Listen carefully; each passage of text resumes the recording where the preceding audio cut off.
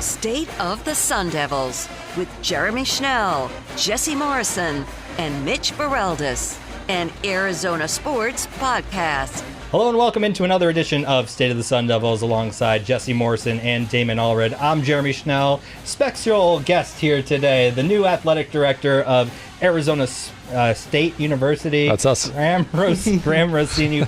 Welcome on to the State of the Sun Devils podcast. Yeah, thanks guys. Thanks for having me. And congratulations on the new gig.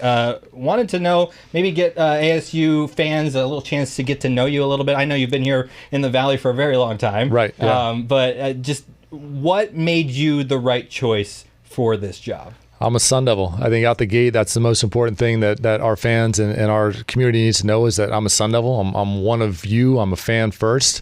And now, being afforded the chance to lead our athletics department it's the honor of a lifetime. And I understand the expectations. I've always embraced those, have those same high expectations myself. And so aside from credentials or experience, I think the most important thing for people to know is I'm a Sun Devil as well.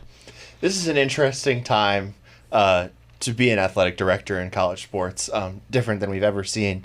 What do you think that your number one job is as the athletic director for Arizona State? Yeah, there are two of them. Right out the gate, the best thing is we need to connect with our fans. We need to connect with our community support. They need to be aware of what we're focused on. They need to understand how they can plug in, but they also need to know that we're focusing and obsessing over their journey as a fan. And it's a very simple mindset, but obsess over the people who obsess over you. And so we're going to reconnect with our fan base. We're going to be looking at all aspects of a game day, what that means, how do we plug in some improvements that improve their day at Arizona State University, at a football game, basketball game, et cetera.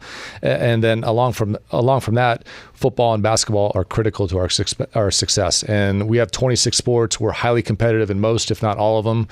They're very important. They're very much in alignment with the charter of ASU, creating opportunities for people. And so we want all 26 sports to have competitive success. The best way for us to resource all 26 is for football and men's and women's basketball to be playing at a high level and have a great community support behind them.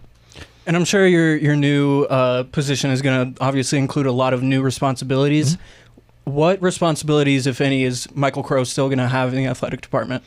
Well, we've got a tremendous opportunity to be utilizing the full strength of ASU behind what we do in athletics. And so it's not Arizona State University and Sun Devil Athletics. Sun Devil Athletics is very much a part of ASU. I look at that as an incredible advantage for us. And we've got a powerhouse university that's got a global brand that people admire.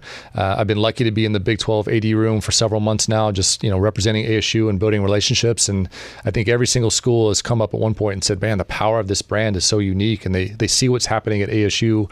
And so now we get to utilize that. And Dr. Crow's making an incredible commitment to athletics. He's using, resources and connections and relationships all over the university to bring in insights and resources and expertise that we're going to benefit from. So it's a full commitment, and having alignment with the leadership of the university, it's a no-brainer in my opinion. It's really important to our success. And so we're lucky that we have a competitive president who wants us to excel, who will invest in our ability to support our coaches and student athletes and hold us to a high standard, and that's okay.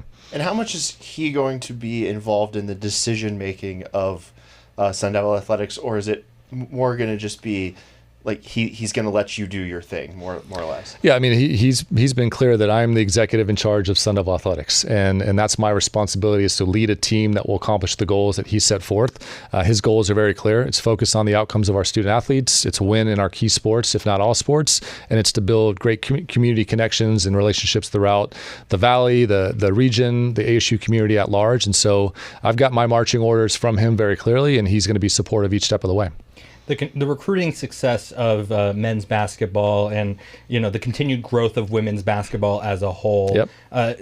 You would think that possibly that a thing that for ASU to look forward to would be a possible upgrade to the arena. Sure. What would you like to see on that front, and how close is that to happening? Well, a couple of thoughts on basketball. I mean, obviously, Coach Hurley and Coach Adair are really effective at recruiting this offseason. That's not by accident, right? We've been spending a lot of time in NIL, building a great foundation. The Sun Angel Collective has been an unbelievable partner. We have some key corporate partners stepping up. Desert Financial Credit Union is one, Sprouts, Adidas, Santan Ford, and others. And so what that started to do is level the playing field on the conversations that we're having with recruits.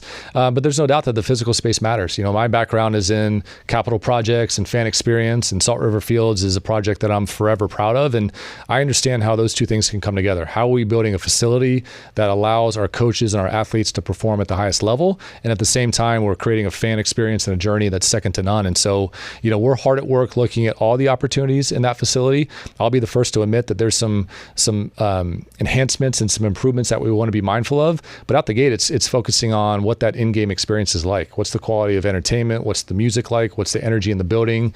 How do we navigate the concourses and the arrival to campus in ways that we can improve upon? And then we'll start looking at the physical space and how does that really allow us to do more in that building. It's got great bones. It's got great history. We want to play basketball on campus. That's a really important initiative for us. And so we'll look at all aspects of it, from game day journey, physical space, et cetera, and in time make some really critical improvements there. And obviously, not just basketball plays there. The gymnastics team, wrestling, and volleyball also plays there as well sometimes. So, don't want to just say that basketball plays there, but yes, of course. But how close, or what needs to happen for you guys to start the process of upgrading that arena?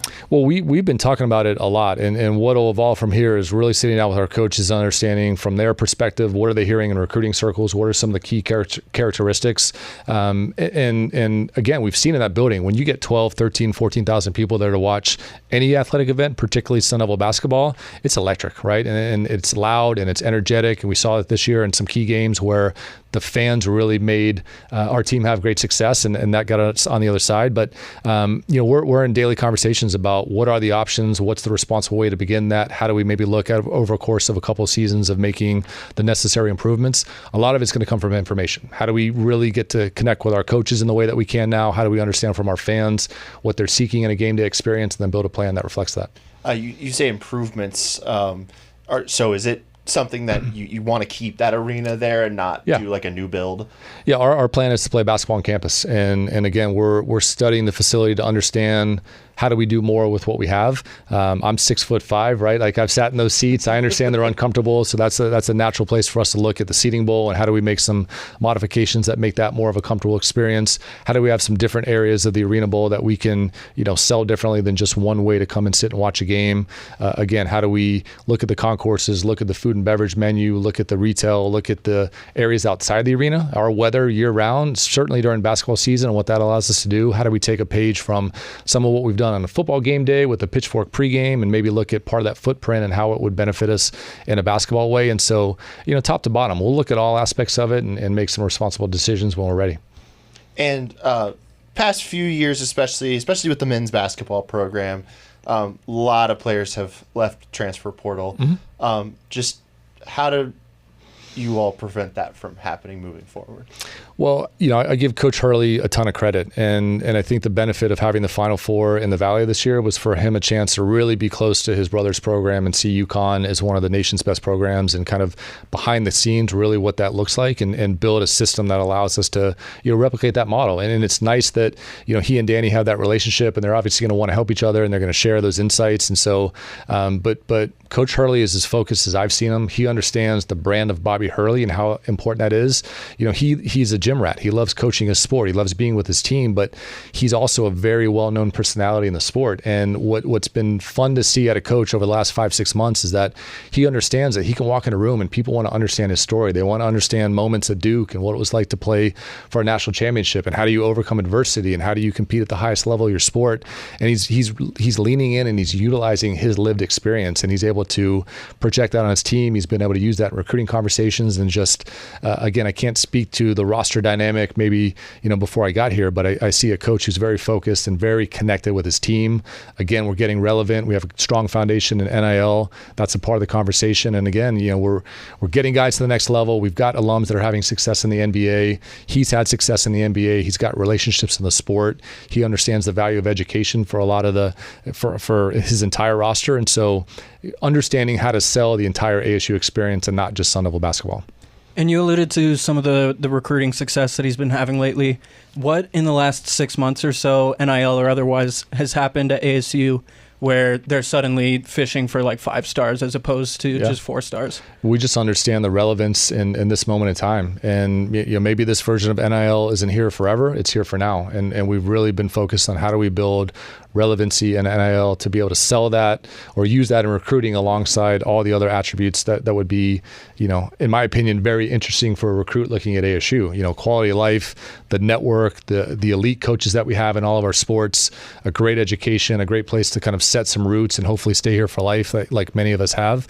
But NIL has been a big driver on how do we grow that momentum, how do we grow that foundation. And what we're seeing in both basketball, men's and women's, and football and other sports is that as we level the playing field, recruits want to be Sun Devils. And we're able to, complete their student athlete experience by bringing NIL to the table. And what I think is really important, because there's a lot of bad information, there's a lot of misnomers about NIL that's out there.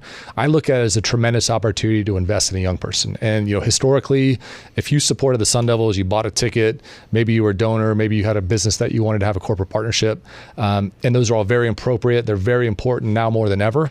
But now NIL enters the conversation. And if you're a small business or if you're new to the Valley and you're looking for a way to, get some notoriety in the marketplace, NIL is a great tool. You've got young, high profile student athletes representing a big time athletics program that can promote your product or service. It's an investment in their experience. A lot of our athletes from 4 years on are playing their sport at a high level, and they're doing that to earn a college scholarship. They're earning that as a chance to play at the next level. That comes at a tremendous sacrifice for a family, right? Moms and dads are giving up free time to go let their kids play a sport and travel over the country.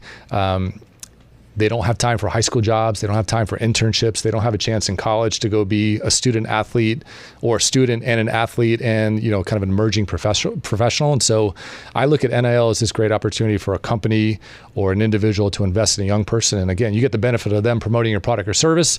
In return, you're fueling their pathway. You're fueling their development. So when they graduate or when they're done playing whatever sport it is, you're educated, you've played big time college sports, you've got the intangibles that companies love hiring in athletes. They're accountable. They're disciplined, they're great communicators, they're a teammate, and now they've got some sense of professional training that launches them into the workforce. And so I just think it's an incredible tool, and we've embraced it full on, and we're having great success there. Who was the first person you called and talked to when you first heard that you got this job? What was that conversation like?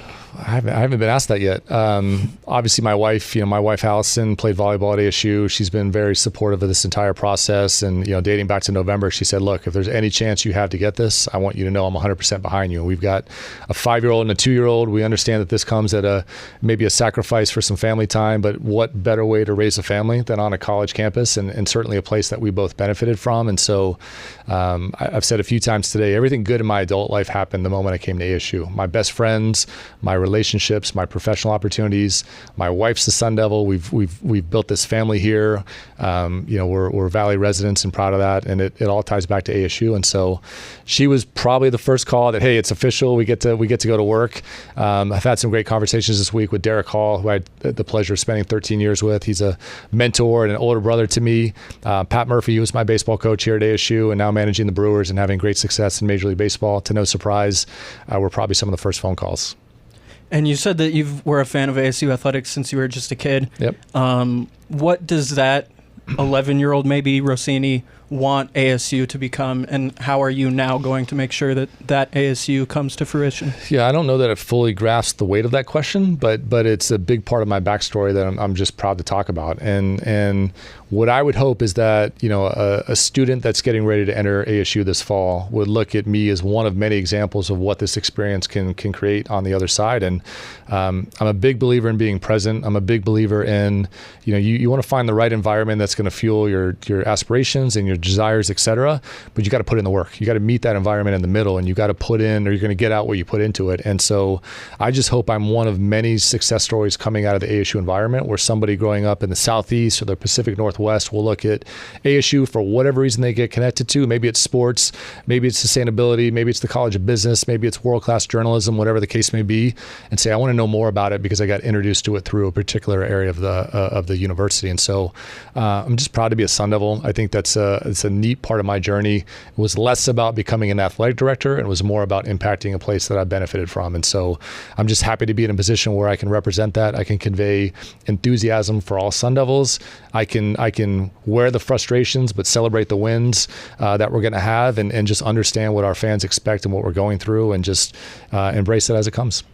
Well, Graham, thank you so much for joining us. We really appreciate your time. And thanks, guys. Congratulations again on the new athletic director job. How about that? Yeah, thanks, guys. Thanks for all you do. Yeah, I appreciate the support. That's Graham Rossini, the new athletic director for Arizona State University. Thank you so much to him for joining us on a very important day for him. You can follow us on all forms of social media at AZ Sports Devils. You can find us wherever you get your podcasts. But for now, for Jesse Morrison and Damon Allred, I'm Jeremy Schnell. We'll talk to you soon.